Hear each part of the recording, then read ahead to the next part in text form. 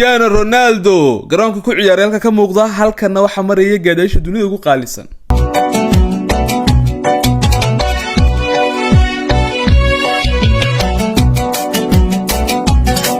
youtube-kiisana mar walba kala socdo waxyaalo xiiso badan waxyaalo faniya waxyaalo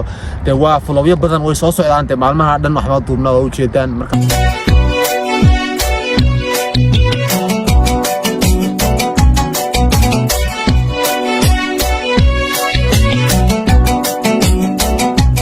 kulanti wacan oo wanaagsan waa xilligii la dhihi jiray jawigani casareliqa galabtii marka joogta cimilada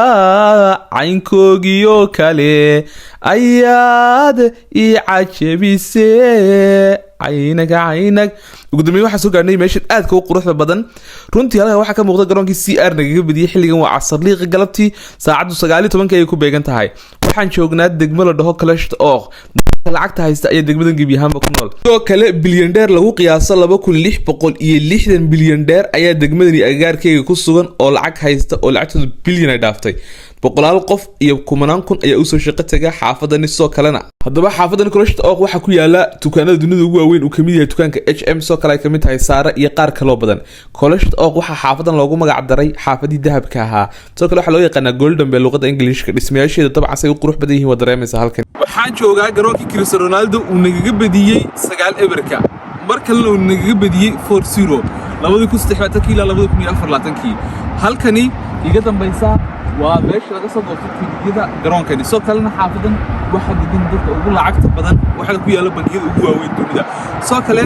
halkani waa garoonkii aad ka weynaa waxa uu leeyahay ilaa iyo 3 meelood oo laga galo team 1 team 2 iyo team 3 halkan aragtana waa parkinka iyo qaybta hoose ee parkinka laga sii galo soo kale halkan waxa iniga muuqda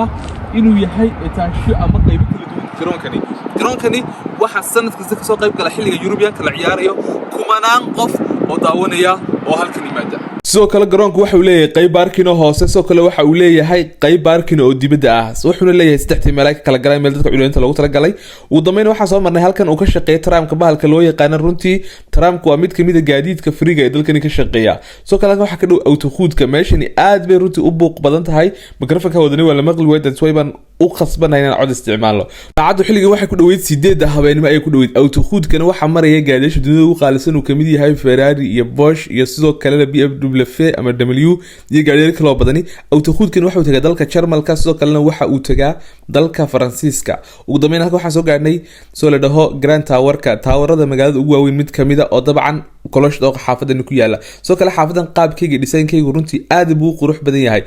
halkan waxa lagu tala galay cagta halkan waxa mara wadooyinka ugu waaweyn dunida ayaa mara run ahaantii xaafadan waa xaafadaha ugu wacan in jawi lagu qaato haddaba maxaa dadka bilyaneerka xaafadan isugu soo ururiyay Clash of iyo agagaarkeyga magaalada waxa loo yaqaanaa magaalada cusub baa loo yaqaanaa Gebiyahaanba dadka lacagta haysta iyo shirkadaha dunida ugu waaweyn baa Gebiyahaanba dega soo kale taawaro waaweyn ku yaala beelal baaga oo lagu ciyaara ku yaala xaafadani isla same waxa ku yaala meel loogu tala galay socodka oo xaafadani qayb ka tahay halkan waxa ku yaala Stade Luxembourg garoon lagu magacaabo oo ah garoonkii Cristiano Ronaldo uu nagaga badiyay Eurodii hadda la soo dhaafay soo kale Eurodii hore uu nagaga badiyay mar 4-0 uu nagaga badiyay marna wuxuu nagaga badiyay 9 eber ama 9-0 laakiin garoonkaasi waa mid kamid ah garoomada cusub oo sanadkan kaliya lagu ciyaaray ee furnaanta Eurodii la ciyaarayay soo kale xaafadan Clash of waxa degan dad bilyaneer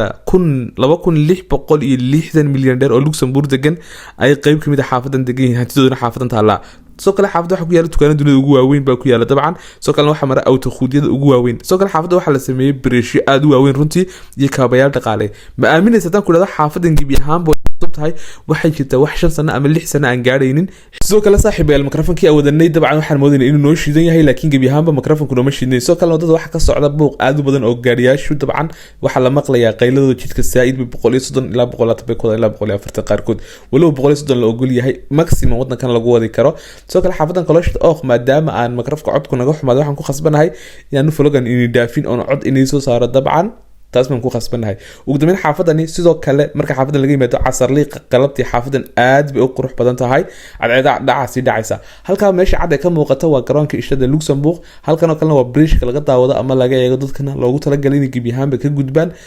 sidoo kale saaxiibayaal gaariyaashani waxay u kala gudbayaan wadooyinkani 3 wadan Luxembourg marka laga yimaado Faransiiska Germany ay soo kala u kala socdaan autokhuudkani waxa uu dhow yahay meelaha xuduudaha ama frontierka meelahaas laga dhacayo dhow yahay oo border kala dhaho soo kale xilligan cadcad way sii gabaabsi bay sii noqonaysay muuqaalku waxay la duubiyay xamso isaguna halka taagan dabcan la socda muuqaalka la duubay oo muuqaalkan qaybin ka geystay wali waan ka xumahay in muuqaalka kabiyahanba codkiisu xumaaday oo cod extra ay dabcan aan ku darnay tawaro weyn ba xaafadan ku yaala dabcan tawaradaasi halkaasna madaarkan uu dhow yahay meeshan halkaas waxa maraya diyaaradaha dabcan xilligan duulimaadka sameynaya walow madaarkan aanu international ahayn dalkan ku yaala ugu dambeyn xaafadan Coloshed oo galabta xilliga lugeynay aad buu meesha xaafadan waxay kamid tahay xaafadaha aan lugeynteeda jecelahay ama baaskiil in aan qaato jecelahay walow baaskiilada xaafadaha qaar ay free yihiin oo qofku dawladda hoose uu ka soo qaato clear card dadka qaarna ay visa kaarkooda ku gataan halkaas waxa ka muuqda Coloshed oo magasiin la dhaho dabcan oo aad weyn oo shirkadaha dunida ugu waaweyn ay ku yaalaan mall hadad qaarkiin u garanaysaan mallkaasi Coloshed oo baa la dhahaa dabcan waxaana ku yaala shirkadda Saaraya shirkadda HM iyo shirkado kale oo New York ay kamid tahay soo kale waxa ku yaala shirkadda Foodlog iyo shirkado kale oo aad u badan runtii dabcan shirkadahaasi oo kuwa ugu caansan ee laga adeegto ma aragtay dadku ay wax ka soo gataan iyo shirkadaha kale cuntooyinka oo dukaanka Maashi iyo Lidl ay ka tirsan yihiin dukaanka Delhaize iyo qaar kale oo fara badan oo cafeteria caana ku yaala dhabahantii soo kale garaydka waxa lagu sameeyay maadaama meesha wada hoos marto ama jid hoos maro gabiyahaan dadka inuu safety ama security ahaado sidoo kale xaafadahan jaamkoogu aad buu u yar yahay macnaha marka laga yimaado autokhuudka ama highwayga jidkaasi oo xoog dabcan ma aragtay u qaylo badan u buuq badan marka laga yimaado dabcan laakiin meelahan kale security-kooga aad baa looga taxadiray soo kale waxa ku yaala tower weyn oo runtii tawarada ugu waaweyn oo xaafadan Coloshed oo ku yaala soo kale xaafadani dabcan gabiyahaanba galabtii dad baaskiil dhex qaadato qof meelaha socodnaad ku aragto way yartahay macnaha waa xaafada aad ka cidlada ana halkaas ka marayna waxa aragnay baaskiil jidka dhex yaala dabcan tayr wax mu ka noqday baaskiilada waxa iska la shirkada iska la dabcan shirkadahaasi waxay sameeyeen dadka aan Yurub joogin macnaha shirkadahaasi waxay sameeyeen baaskiiladaha iska la intooda badan 90% even in baaskiiladahaasi meel dhigaan oo hadhow dadku meelaha ka qaataan baaskiiladahaasi oo xaafada ku soo wareegaan 2 saacadood 3 saacadood maximum qaarkood lacag baa laga bixiyaa wadanka qaarna waa bilaash oo wax iska la dawladda macnaha shirkadaha iska la laakiin fiisa kaar kaliya uma baahnid kaar bad baahan inaad community ama dawladda hoose ka soo qaadato I don't know waxaan u maleynayaa baaskiilka jidka dhex yaala inkastoo jirin qof qaadanaya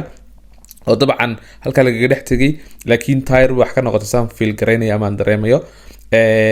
ka bacdina xaafada soo kale waxa ku yaala akhidka ama meelaha laga raaco bostoojada tareenka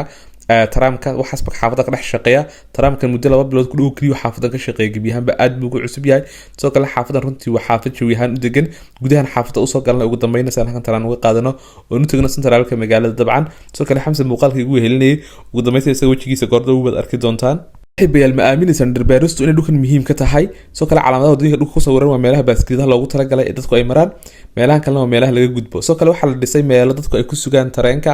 tramka yaryar ay ku sugaan saacadu soo maray waxaas oo dhan oo update oo dabcan si casri loo dhisay soo kale waxaa ka dhismayaasha xaafadan run ahaantii 90% say u dhisay yihiin inay saaid u qurux